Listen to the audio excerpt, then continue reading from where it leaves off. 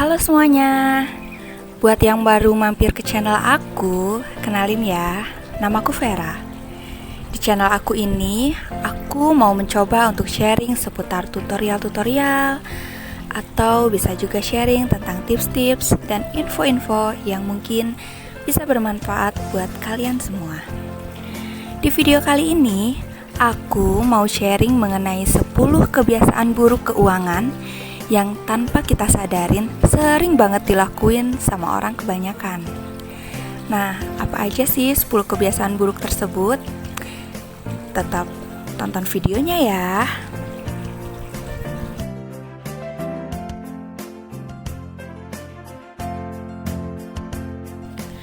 Poin yang pertama adalah tidak membuat anggaran. Mungkin teman-teman di sini ada yang sering kelupaan untuk membuat anggaran setiap bulannya. Atau mungkin lebih parahnya malah tidak pernah membuat anggaran ya. Padahal penting banget nih teman-teman, buat sebelum kita menerima uang, entah itu uang gaji atau uang dari orang tua, sebelumnya kita harus menyusun dulu anggarannya. Ini uangnya kita dapat dari mana ya? Terus uangnya bakal kita pakai untuk apa ya? Untuk dialokasikan untuk keperluan A atau keperluan B. Itu penting banget buat kita susun sebelum kita keluarkan.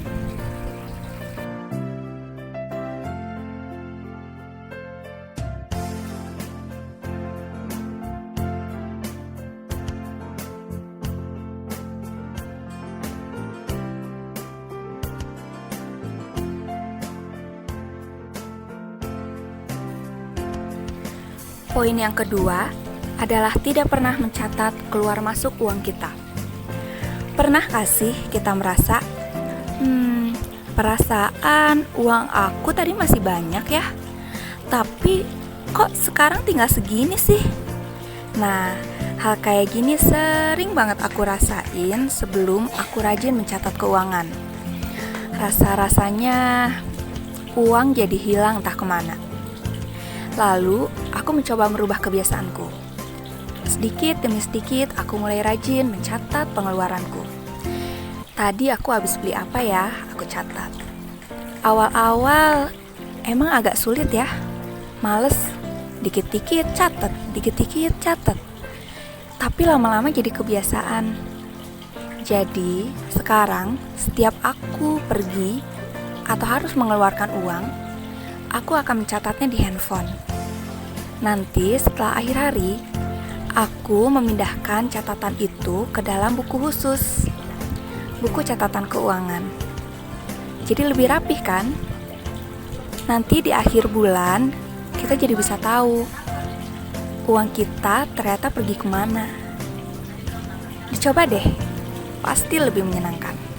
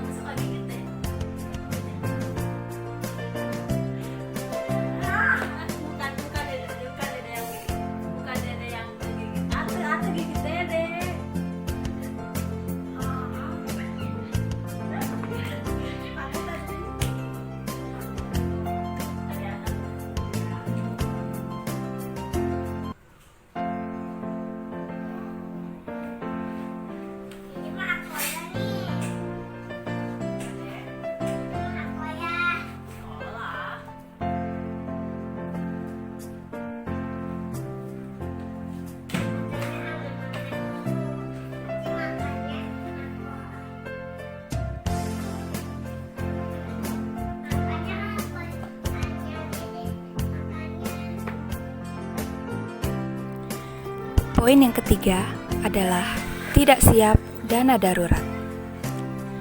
Salah satu hal yang akan merugikan kita adalah jika kita mengalami sakit atau mengalami hal darurat lainnya di saat kita tidak memiliki dana cadangan. Bingung ya? Mau cari pinjaman uang kemana? Kalau dapat, kalau nggak dapat. Sebagai manusia, kita tidak pernah mau untuk mengalami sakit atau keadaan darurat lain. Tapi, kita tidak pernah tahu apa yang akan terjadi. Jadi, kita harus peduli untuk menyisihkan sedikit dari uang kita secara berkala. Maka, jika harus terjadi hal darurat sekalipun, keuangan kita sudah siap dan tidak perlu bingung cari pinjaman kesana-kesini. Poin yang keempat adalah menunda menabung di akhir bulan.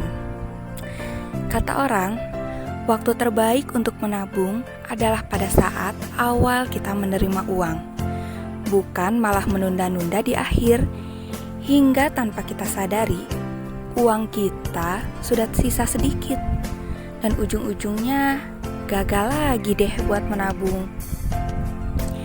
Memang tidak mudah ya untuk menyisihkan uang di awal, tapi kalau kita tidak berusaha untuk mencoba, justru kita akan selalu kesulitan untuk menabung.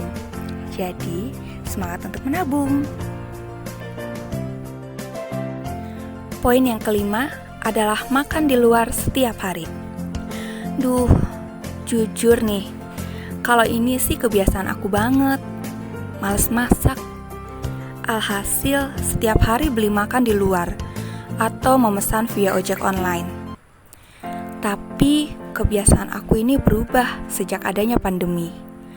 Karena pandemi memaksa kita untuk lebih banyak menghabiskan waktu di rumah dan berusaha untuk tidak terlalu sering bertemu orang di luar. Jadi, mau tidak mau aku harus memasak. Awalnya sih kebiasaan malas aku ke bawah-bawah. Tapi lama-lama asik juga. Dan otomatis aku merasa sangat hemat. Buat teman-teman yang kerja dan merasa sibuk, gak perlu terlalu memaksakan. Cukup memasak, misalkan untuk sarapan aja, atau hanya malam aja ketika pulang. Pasti lumayan bikin berhemat juga kan?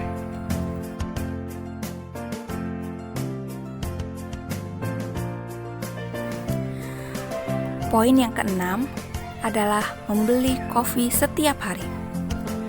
Hayo ngaku, siapa di sini yang setiap hari mesti banget buat beli kopi atau minuman-minuman kekinian yang lagi hits? Pasti banyak ya. Kebetulan, kalau aku pribadi sih enggak. Tapi teman-teman aku banyak banget yang kayak gini. Pokoknya, setiap hari harus minimal beli 1 gelas kopi kekinian. Duh, ini tuh pengeluaran kecil yang gak kerasa, tapi ternyata menghabiskan banyak uang loh. Gak percaya? Coba kita hitung ya. Contoh, kita minum kopi kekinian harga standar yang paling murah, Rp18.000.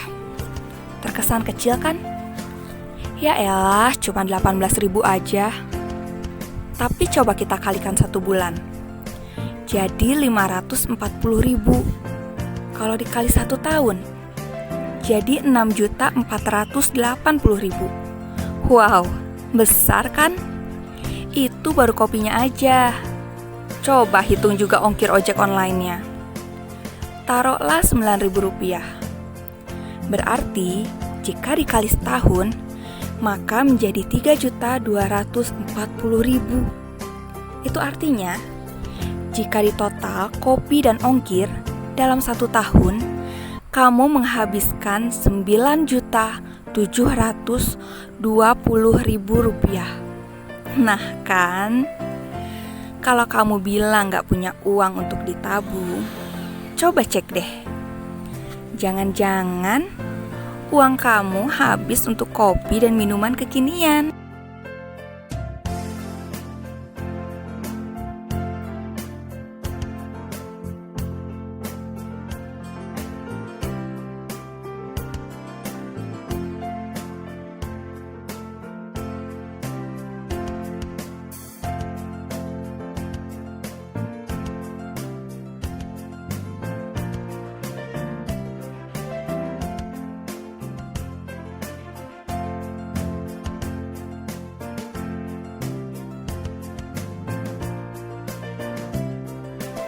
Poin ketujuh adalah berbelanja tanpa rencana. Jika kita hendak melakukan belanja bulanan, ada baiknya untuk melakukan perencanaan terlebih dahulu. Kira-kira barang apa aja sih yang mau kita beli? Kita catat, lalu kita bawa catatannya. Lebih baik lagi kalau kita mengecek dulu stok di rumah. Jangan sampai kita membeli barang yang ternyata masih ada di rumah. Nantinya jadi barang kembar. Barang yang satu belum habis, kita udah beli lagi. Mubazir kan?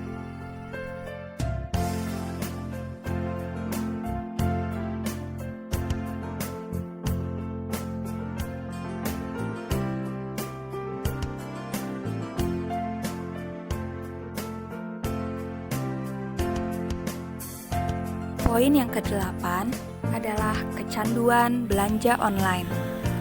Sulit mengendalikan diri saat berbelanja online juga bisa menjadi salah satu yang berakibat memperburuk keuanganmu. Sah-sah saja jika memang ada hal yang perlu kita beli atau memang kita inginkan. Tapi yang jadi masalah adalah seringkali kita berbelanja barang-barang yang belum tentu kita butuhkan, atau hanya karena lapar mata. Jika kamu tidak bisa menahan kebiasaan belanja online-mu, coba lakukan tips menahan 3 hari. Jadi, tiap ada barang di online shop yang ingin kamu beli, coba tahan dan tunda selama 3 hari.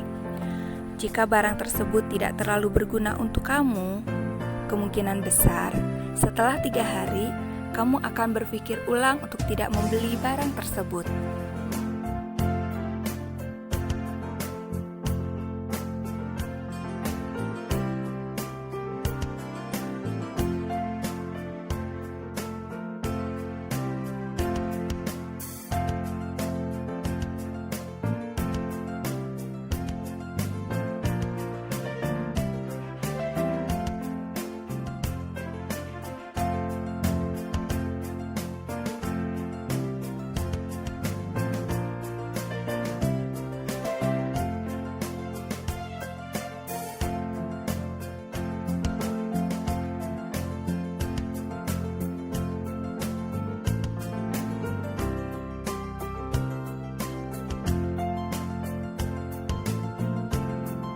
Poin ke-9 adalah membuat keputusan pembelian yang cepat dan emosional.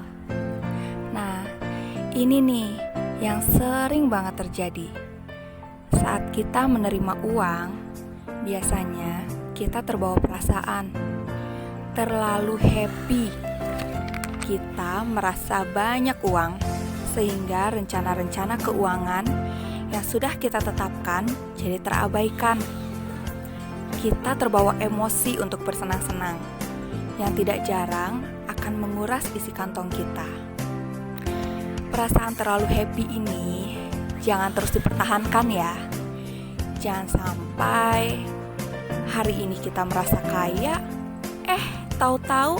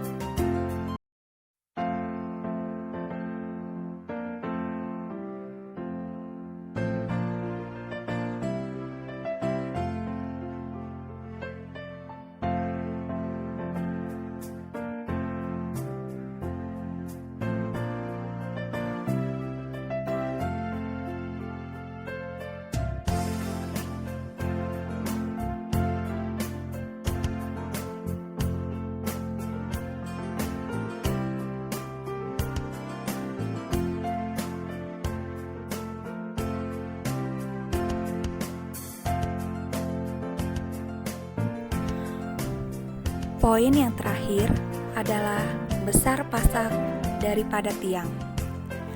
Nah, sebesar apapun penghasilanmu, jika pengeluaranmu lebih besar dari penghasilan, maka keuanganmu tidak akan pernah membaik. Ada pepatah yang mengatakan, jika uangmu belum cukup untuk membeli barang yang kamu inginkan sebanyak 2 kali lipat, maka itu artinya barang tersebut belum layak kamu beli. Maka ingat selalu sesuaikan gaya hidupmu ya. Biaya hidup itu murah, yang mahal adalah gaya hidup. Nah teman-teman, Itu tadi 10 kebiasaan buruk yang berpengaruh terhadap keuangan kita. Jika video ini bermanfaat untuk teman-teman semua, jangan lupa di-subscribe ya. Dan mohon like, komen, dan share videonya ya teman-teman. Terima kasih.